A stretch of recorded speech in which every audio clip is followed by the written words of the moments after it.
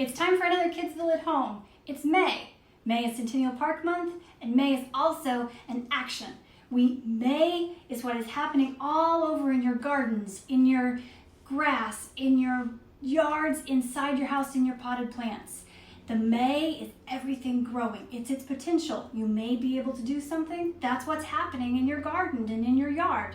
And then when you say Maying, Maying is going out and gathering all those green things to bring inside and enjoy, or to go share with a friend.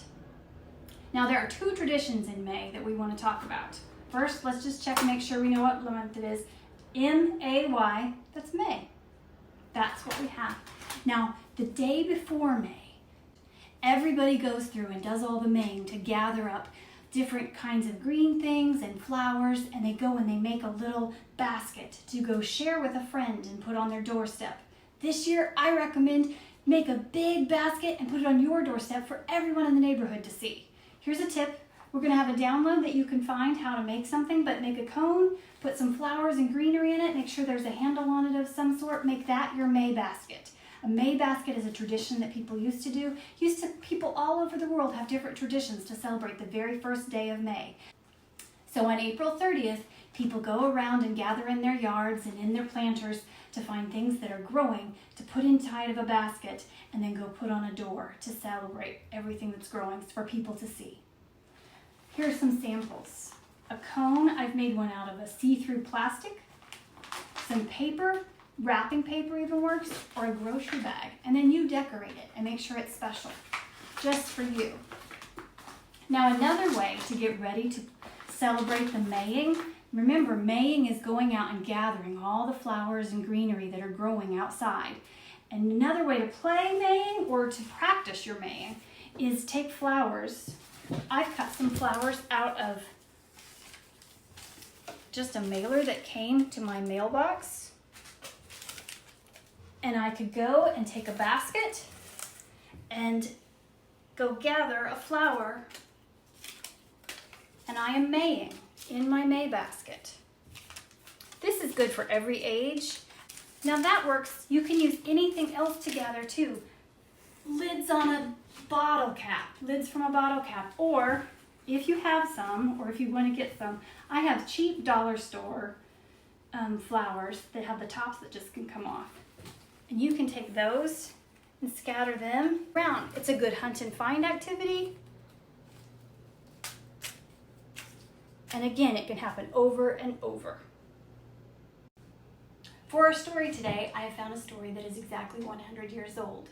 It was published in the May issue of a magazine in 1920. The author is Effie Lee Newsom. Here she is right here. She was a writer and she was an artist. She was one of the first African-American poets who primarily published poems for children, but she also wrote things for adults. She wrote articles and lots of poetry to enjoy. Today we have her poem, May Basket. Again, it was written in 1920. The cover of the publication that it came from looked like this. Now we have added some watercolors that we'll even try a little bit of it today as we tell our story. To the story, just for you to see. And we've labeled, there are 4 girls in the story: Molly, Patience, Rose, and Phyllis. This is how the story appeared. Well, it's a poem, really. It appeared in the publication that Effie Lee Newsom published in 1920.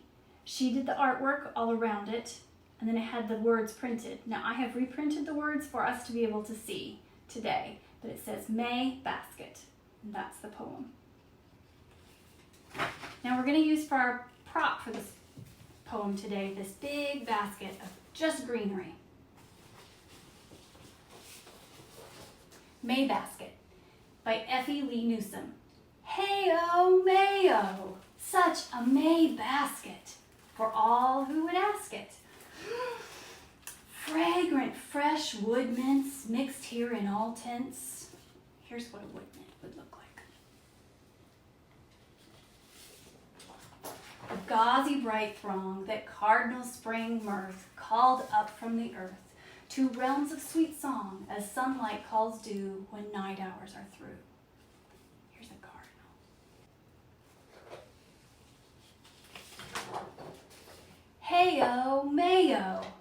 Here's such a May basket for all who would ask it.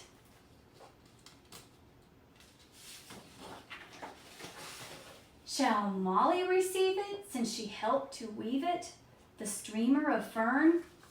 There are ferns in the basket. Here's what ferns look like too. Should Patience get this gift of mine? She fetched the blue-eyed myrtle's vine. Here's a blue-eyed myrtle.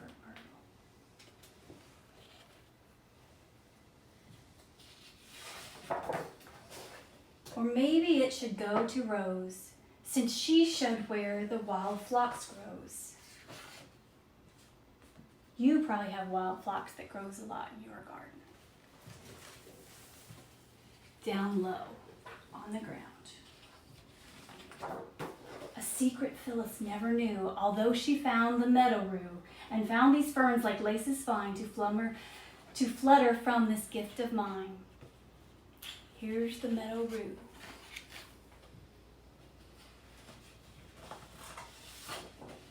Hey-oh, May-oh, a gorgeous May basket for you, should you ask it. Now remember, here were our girls, and all I did to do this, I got out my paint mixing tray that I made when I was color mixing, and all you do, I printed this picture, you can print any picture, onto some watercolor paper. And then I add water first onto where I want to paint, and I want to paint Rose's dress a rosy pink. So I added water first. And then it can get all goopy, but once it dries, it will be beautiful. And let's play Phyllis. She found the phlox that was yellow. Let's add a little more water before we add the paint. These are girls in 1920 playing outside for a May Day celebration. The May Day celebration usually would have a big pole and streamers coming down that everyone would grab and go around with many times. And they were usually red, white, and blue streamers. So this is a May Day celebration. Now, other ways you might want to celebrate your May Day might be with gathering a stick.